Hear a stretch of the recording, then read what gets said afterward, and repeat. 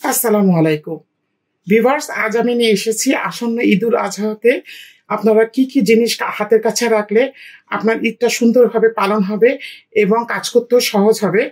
তো প্রথমে আমি দেখাচ্ছি, এখানে আছে গ্রিল প্যান। গ্রিল প্যানে আপনারা কাবাব তৈরি করতে পারবেন, তাজ কাবাব, চাপলি কাবাব। এই দেখুন, এটা হচ্ছে চারকোনা, এরকম বাজারে ঢাকনা সহ কিনতে পাওয়া যায়। এটা হচ্ছে একটা ওভাল টাইপের।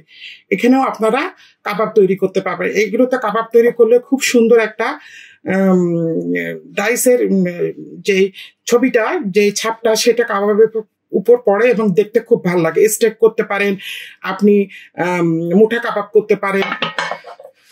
আচ্ছা, এরপরে আমি আসি, এটা দিয়ে হচ্ছে যে আপনি স্টেক আপনি সফট করতে পারবেন। দেখুন, খুব ধারালো কিন্তু, এই যে। আচ্ছা, এটা দিয়ে আপনি এরকম ভাবে মাংসটাকে কেচতে পারবেন। এটাও আপনার একটা খুব প্রয়োজনীয়। এটা হচ্ছে হ্যামার, ছোট মাংস ছেঁচার জন্য। এটা একটা বড় হ্যামার, এটাতেও আপনি মাংস ছেঁচতে পারেন মাংসকে নরম করার জন্য। এগুলো খুবই কাজের। কুরবানির সময় কিছু এই ধরনের কাঠের চামচ কিনে রাখতে পারেন। এগুলো মাংস নাড়ার জন্য কিন্তু খুব দরকারি, কেননা কোরবানির সময় অনেক মাংস থাকে। বড় হাতাওয়ালা, এর চেয়েও বড় হাতাওয়ালা পাওয়া যায়, আপনারা সেটাও কিনতে পারেন।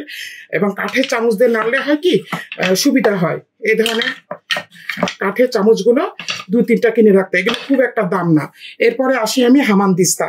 এই ধরনের লোহার হামানদিস্তা গুলো কিন্তু মার্বেলেরও পাওয়া যায়, কিন্তু মার্বেলেরটা দিয়ে কিন্তু আপনি ভারী জিনিস ছেঁচতে পারবেন না। এটা দিয়ে আপনি গরম মশলা, মাংস সব কাজ করতে পারবেন। এটা দিয়ে এগুলো 350 থেকে 400 টাকা দাম। এই লোহার হামানদিস্তা গুলো খুবই কাজের। সিজলিং ট্রেতে,